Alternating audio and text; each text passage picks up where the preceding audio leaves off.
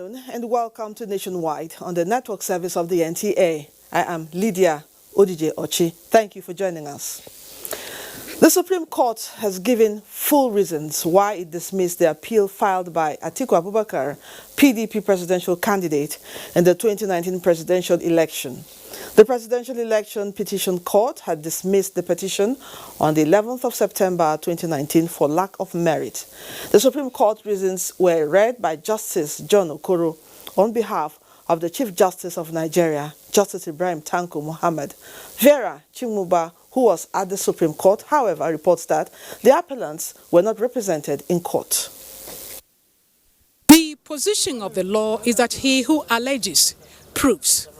One of the reasons given by the Supreme Court is the inability to call witnesses who saw what happened at the polling units to testify, and they are the only ones who can give credible evidence.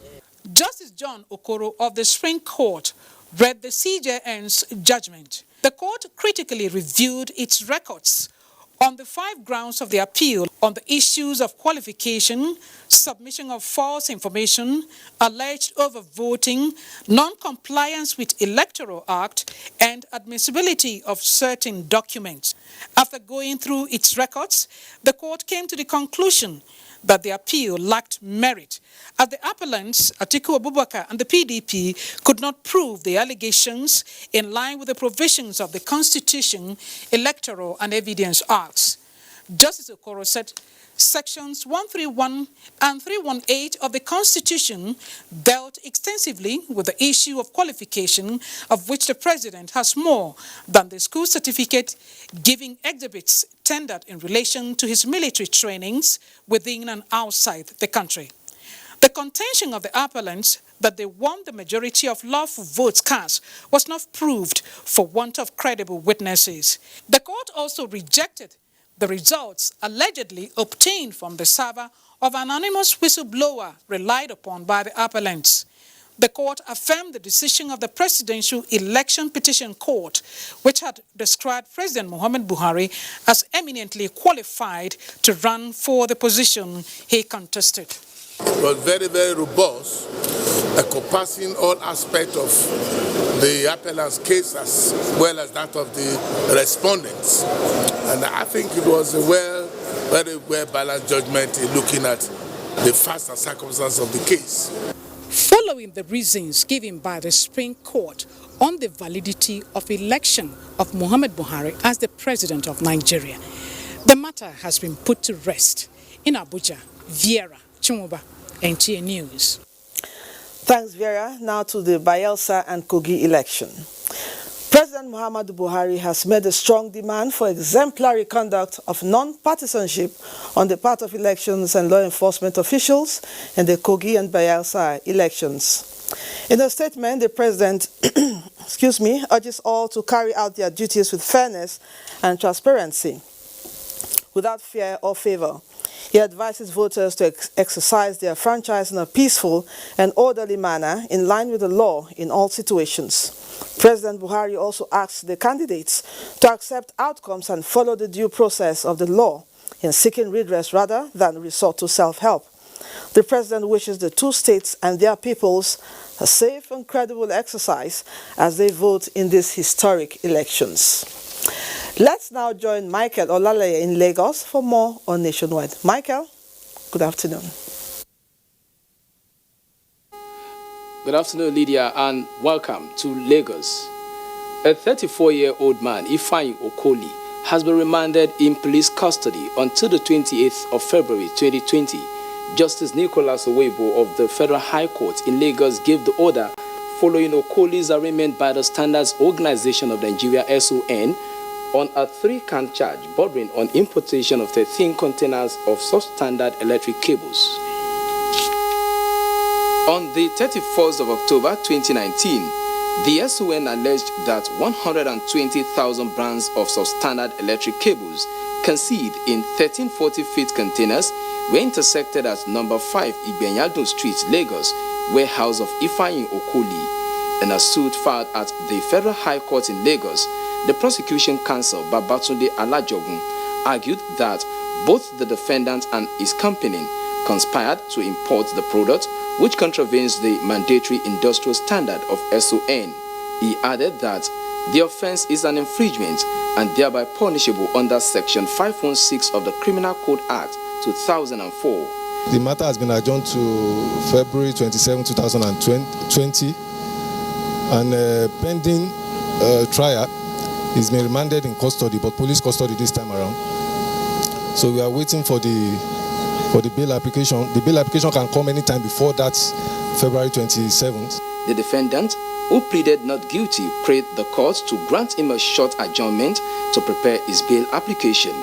Justice Nicholas Owebo, however, granted the defendant's prayer and directed him to bring his bail application before February 27, while hearing was adjourned till February 28 next year. Now let's shift our attention to health, where groundbreaking techniques in the management of sickle cell have been revealed by Nigerian scientists at a conference on molecular biology by the Nigerian Institute of Medical Research in Lagos. Lynn Neneke reports. Our dependence on foreign services, items and products, including medical equipment and drugs, which must often come at very high price, and the emerging and re-emerging diseases, which are becoming major health concern, necessitated these innovations. The equipment unveiled include genotype machine and DNA extraction kits that will facilitate diagnosis of cancer, viruses and bacterial samples collected from plants, humans and animals. We have recently developed some of our new laboratory where tissue culture can be done, where we can grow some of the viruses.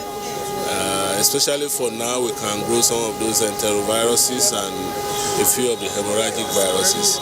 This scientific conference, therefore, is to raise awareness on the need to break professional, institutional boundaries and adopt a new approach to effectively detect, respond to, and prevent disease outbreak. We can use One Health to prevent public health emergencies. When something does take off as an outbreak, you have an infrastructure in place that's ready to deal with it.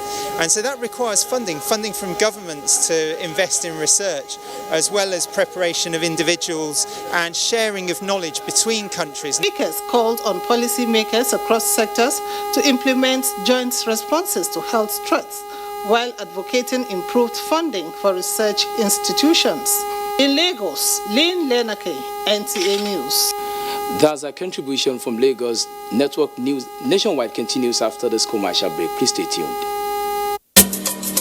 The Honorable Minister of Information and Culture, Alhaji Lai Mohammed, cordially invites the general public to the 2019 Abuja Carnival, taking place between 23rd and 25th November 2019. Theme: Culture for Peace. Street Carnival and opening ceremony, Saturday 23rd November 2019. Venue from Old Parade Ground to Area 1 Abuja. Time from 8 a.m. to 1:30 p.m. Other cultural activities on display are Children's Fiesta at GSS Area 10 Garki Abuja, Durbar at Kuje Stadium, Boat Regatta at Jabi Dam, Masquerade Fiesta at Government Day Secondary School, Gwagwalada, Traditional Cuisine Fair and Bush Bar at Old Parade Ground, Command Performance and Award Night, as well as Contemporary Music Fiesta at the Old Parade Ground from 23rd to 25th November 2019. Time from 8:30 p.m. till dawn daily. Deaconess Grace Isu Gekbe, Permanent Secretary, Federal Minister of Information and Culture. This year, like every other year, for over a decade, we celebrate and reward African creatives around the world at the African Academy Awards ZAFA 2019 in Abuja, Nigeria. The second homecoming event is a 3-day gathering of industry stakeholders and enthusiasts to network as well as encourage and motivate budding talents. The movie screenings, exhibitions, and masterclasses will hold at the Silverbird Galleria on the 22nd to 23rd November 2019. The awards and gala night on the 24th of November 2019 at the prestigious Transcorp Hilton Hotel Abuja.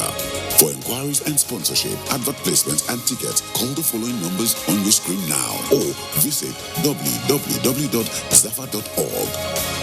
This is wonderful. I'm super excited about it. Nothing is expected of them other than awesomeness. ZAFA 2019. Come expecting the unexpected.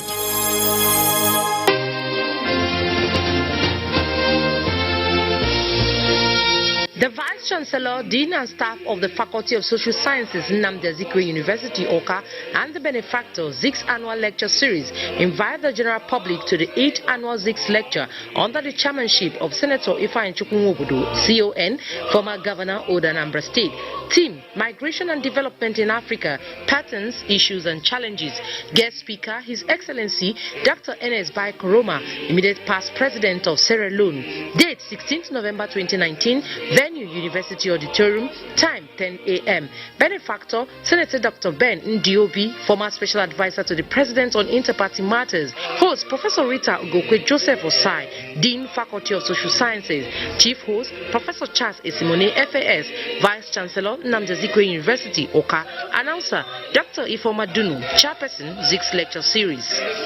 Helpline Foundation Nigeria and partners present the 3rd Annual Africa Women Conference, AWC 2019, a gathering of experts, institutions, corporate organizations, and individuals promoting the growth, stability, and development of African women, through which various resources available to African women can be channeled towards the sustainable development of the continent. Keynote speakers: Dame Paul Talin, Ramato Tijani Aliu, Madam Magdala Cooper, Pinta Masi Garba, Karima Ranim, Ibtisame Azal, Dr. Anissa Nagra, veteran Nollywood actors and actresses. Theme: Building a Coalition to End Gender Inequality in Africa. Date: 21st to 23rd November 2019. Venue: Kenzi Manara Palace, Marrakesh, Morocco. For participation and inquiries, visit www.africa-womenconference.org or call +234 806 5388424. AWC: Building an Africa where every woman's potential is fully harnessed. Powered by Helpline Foundation Nigeria, Echoes Africa Initiatives New York, International Center for Diplomacy, Morocco.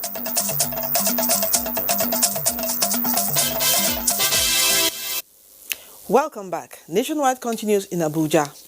President Muhammadu Buhari has joined the Nigerian media in celebrating the milestone attained by the Nigerian Tribune.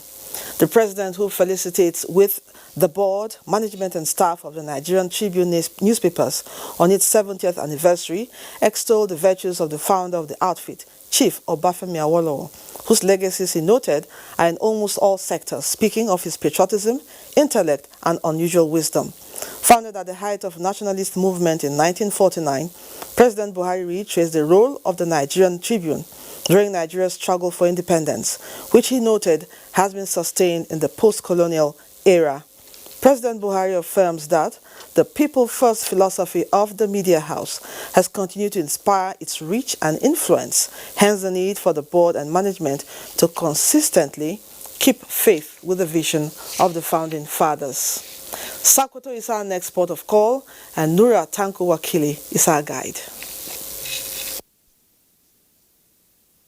Thank you, Lydia, and welcome to Sokoto. Zamfara State Government is to collaborate with any group or individual committed to the meaningful development of the state.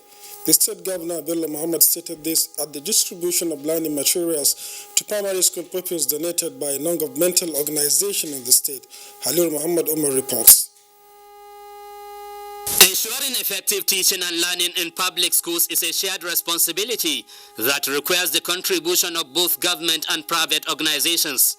It is against this background that a non-governmental organization provided thousands of books, bags and carton of chalk for primary school pupils across the state. Flagging of the distribution of the materials, the State Governor Bello Muhammad urged well-meaning individuals to contribute towards uplifting the standard of education, stressing that government cannot do it alone. Chairman of the organization, Yusuf Abubakar, who applauded the governor for his giant stride in restoring peace in the state, said the gesture is aimed at contributing their quota to the development of education sector in the state. In his remarks, Chairman Zamfara State Universal Basic Education Board Aliu Abubakar commended the organization for the assistance, saying it will go a long way in boosting the morale of both teachers and pupils. From Gusau, Halir Muhammad Umar, NTA News. In another development, Zamfara State Governor Bello Muhammad has appealed to individuals and private organizations to complement government's effort towards assisting IDPs in the state. The governor made the appeal while distributing relief materials provided by NIMASA to IDPs in the state. Salamat Umar Abdullahi reports. The problem of insecurity experienced in Zamfara State in the past has resulted in the displacement of so many people who are in their need of assistance. This prompted NIMASA to provide road and other basic materials to the state for onward distribution to IDPs to alleviate their sufferings. The donated items include maize, noodles, seasonings, buckets and mats, among others.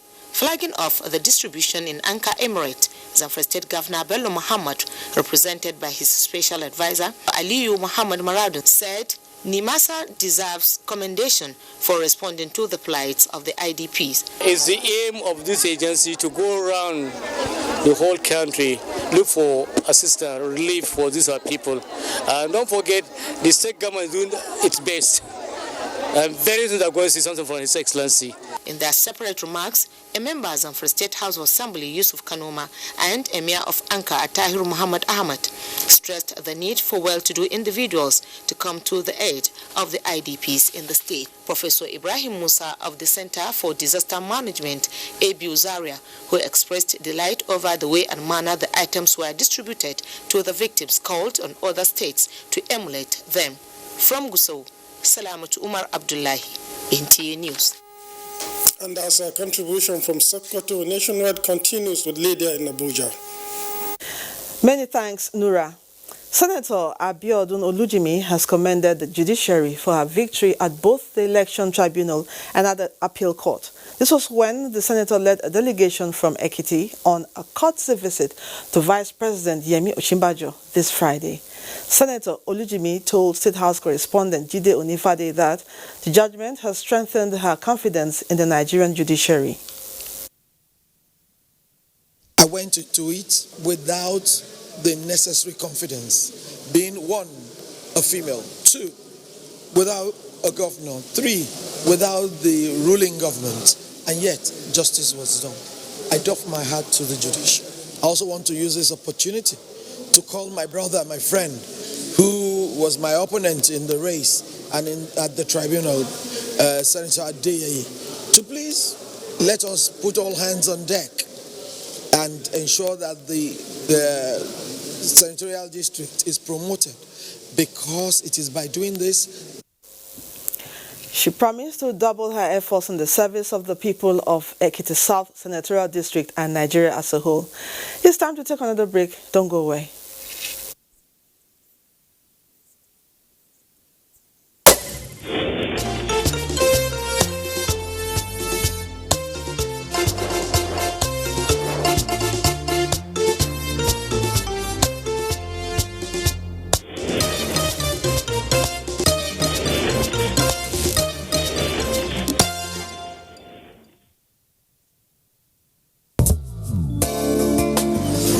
About hospitality and affordable luxury away from home, then you talk about Sharon Ultimate Hotels, a secured and serene environment that offers kingly services such as 24-hour room service, impeccable security with CCTV surveillance, parking lots, free Wi-Fi internet service, free complimentary breakfast, restaurants that offers continental and local dishes, well-equipped fitness center with instructors, swimming pool, 350 capacity multipurpose hall, laundry service, pastry corner, mini mart, and our suites are breathtaking.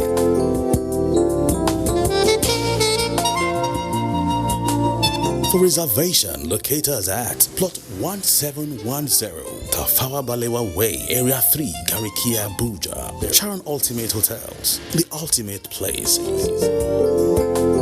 20 years of travel and counting. 20 years of promoting tourism in Africa and diaspora. Over 3 million kilometers traveled. Over 30 African countries visited. Explored the diaspora in 4 continents. Connected over 100,000 happy tourists to Africa. Reached over 50 million homes. Igniting smiles across Africa and beyond. As Gogi Africa turns 20, we thank you and invite you to join us in the quest for 20 must-visit destinations in partnership with the largest TV network in Africa, the NTA, Ministry of Information and Culture, Ministry of Transportation, Lagos State Government, Kana, Delta Airlines, Royal Caribbean, Tour Brokers International. You too can still be a partner. Call the numbers on your screen or info@gogeafrica.tv. Goge Africa, celebrating 2 decades of heritage, travel and tourism.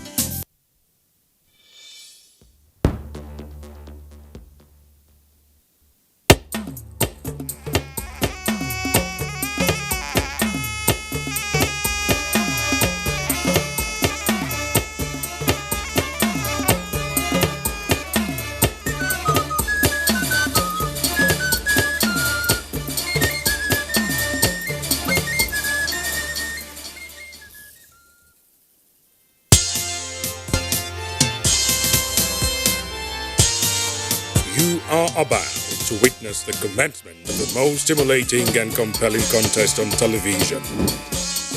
This contest is only for the strong, the intelligent, and the talented. Get ready for the Unity Challenge reality TV show. Coming soon.